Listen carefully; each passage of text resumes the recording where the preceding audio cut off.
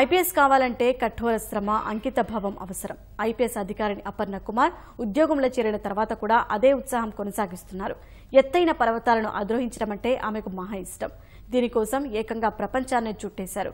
దాదాపు అన్ని ఎత్తైన పర్వతాలను అధిరోహించి అరుదైన ఘనత సాధించారు. అపర్ణ కుమార్ 2002 బ్యాచ్కు చెందిన ఐపీఎస్ అధికారిని. ఇండో టిబెటన్ సరిహద్దు దళం పోలీస్ డీఐజీగా విధులు నిర్వహిస్తున్నారు. అంతటి బాధ్యతాయుత పదవిలో ఉన్నప్పటికీ ఆమె తనలోని ఆసక్తిని విడిచిపెట్టలేదు. పర్వతారోహణ అంటే అధికంగా ఇష్టపడే అపర్ణ ఇప్పటికే ప్రపంచంలోని పలు ప్రముఖ పర్వతాలను ఎక్కేశారు.